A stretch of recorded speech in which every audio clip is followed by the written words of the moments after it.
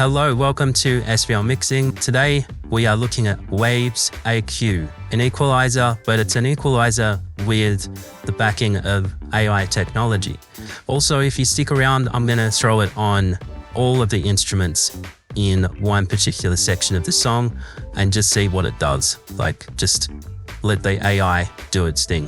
This is a song by Connor Stone. I'm currently working on it at the moment. Connor is an independent artist. Let's just take a listen to the track in its current form.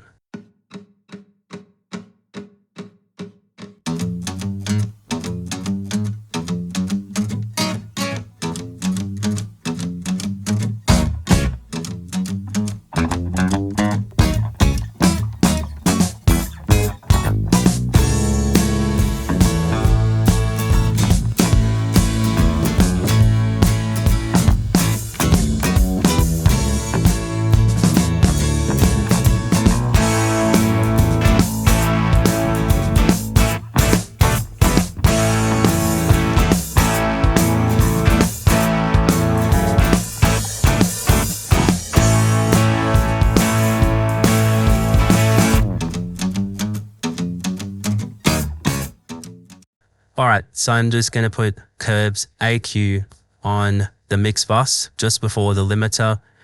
In this state, it is adaptive mode, which means it will still do something and it will still get you some decent results. But in order to actually take full advantage, I'm going to flip it over into mix from instrument. I might go to folk, click learn, and I'll play a busy part of the song.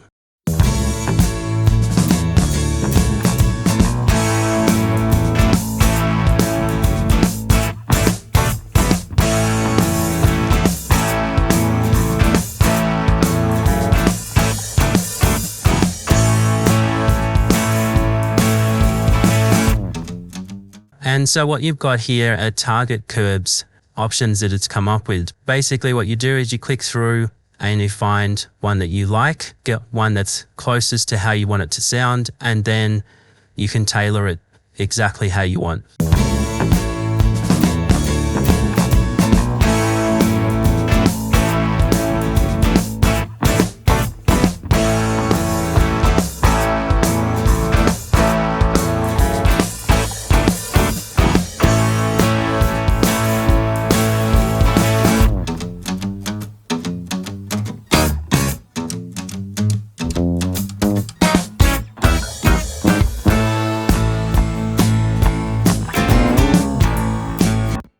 And in this case, I actually think that the first suggestion is probably the best one. So with the processing, we can determine whether it's fully dynamic or fully static. Based on the input signal, it's going to EQ, it's going to boost and cut where it thinks it should do that processing.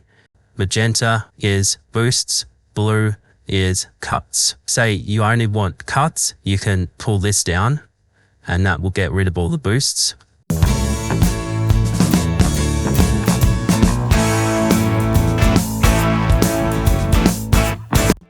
Now just say, for example, I don't like, how aggressive it is in this 2K, 5K. What we could do is we've got these crossovers here.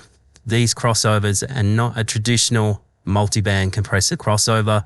Okay, so if you do something like this, and I move this crossover, which is currently 866. What I can do is I can move it there where that bell boost is happening. And what I can do is I can say, I don't want a boost for that particular region from there to there. So it's really dividing the processing into areas where it thinks it's best to have those controls. So you've got that ability. I'm just going to return that back to where it was, and that was as simple as Alt-click. So these are predetermined when you get the AI to learn from the target. If you don't want to see them, you can also do that and get rid of them. We've got these broad high pass and low pass filters. We've also got the ability to click in and add some additional EQ. And I'm just using, you can see there the scroll just to adjust the Q factor. we can also delete that. So if I alt click this again, I can return that to its previous state. So you've got a lot of flexibility here to adjust what it comes up with. I suppose the beauty of this is that it comes up with a suggestion. It's almost going through presets, but these presets, they're dialed in specifically for the source track. So it really gives you a much better experience than just flicking through presets. The other thing we can do is we can do a broad, boost, or cut using these controls here. We can control the input level, the output level, and we also got this tilt EQ, so we can, I don't know what that is, might give that a go and see what it's doing.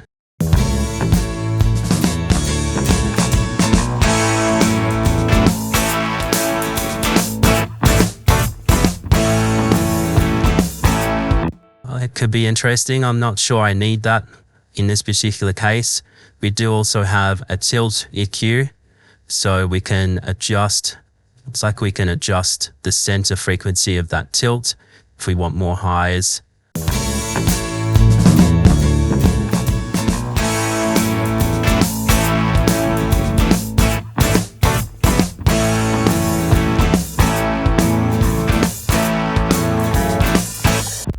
All right, and I might just throw it into dynamic mode.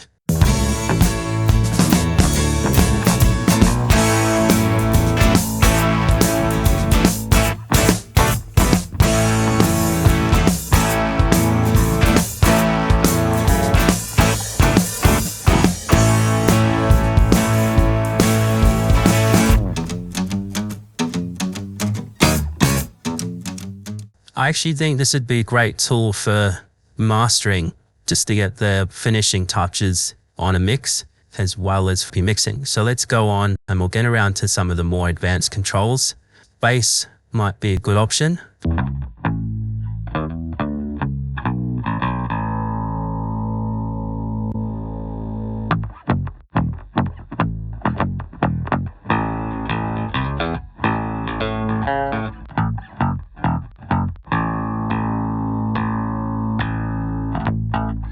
So what have we got?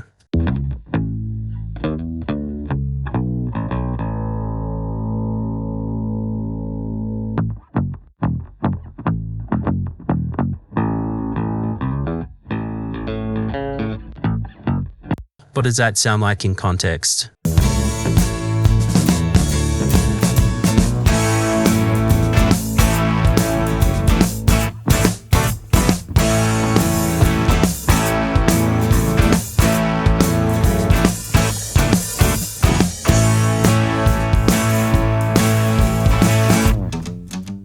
Not hearing a whole lot of difference in context.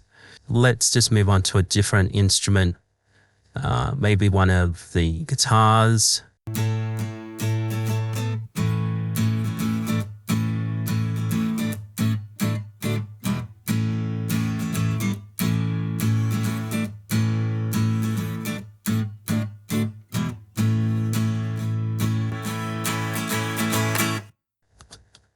All right, it's made it quite sharp.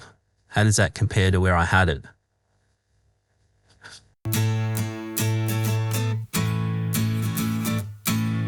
Not quite as full on.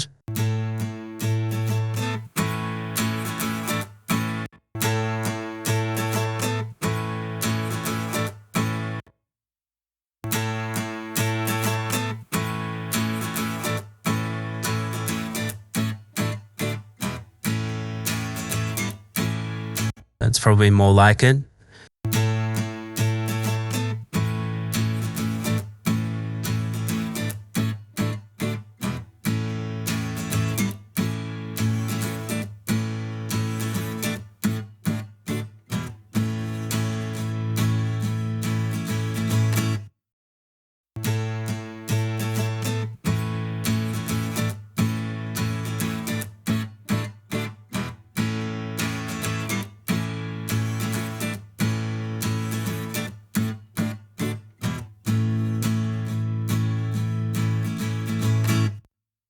So that's a pretty good result if you're starting from scratch. So probably want to boost the top a bit.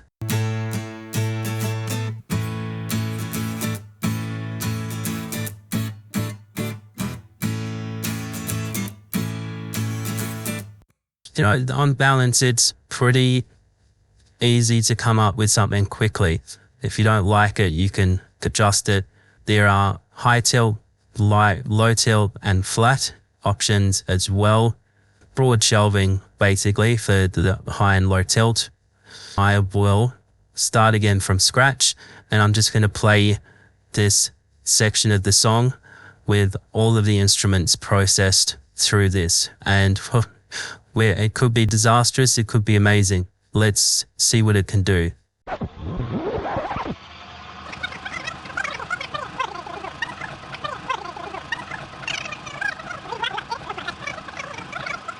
All right, here it is. This is the moment of truth. Let's have a listen and see what it sounds like.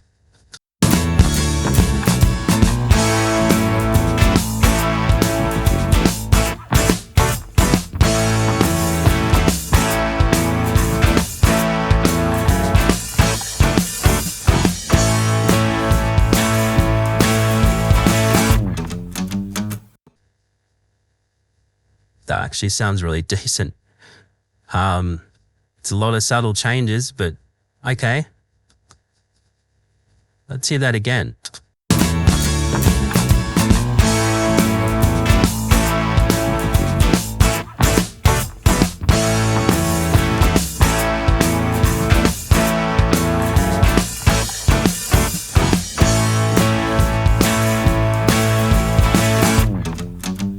I'm actually really impressed with that. As something that can't hear the entire context of the mix, that's done a really good job. I love the bass tone that it came up with.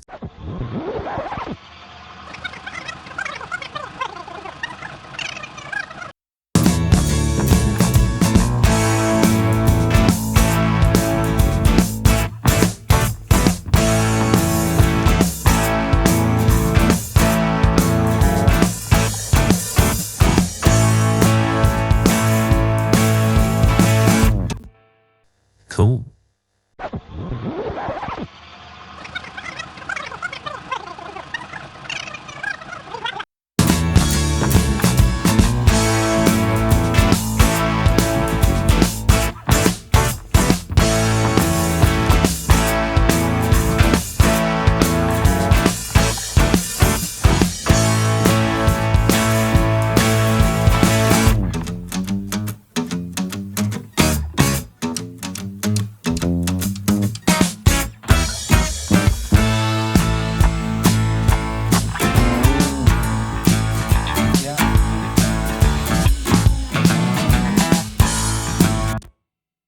Okay, it looks like AI is really starting to get somewhere now.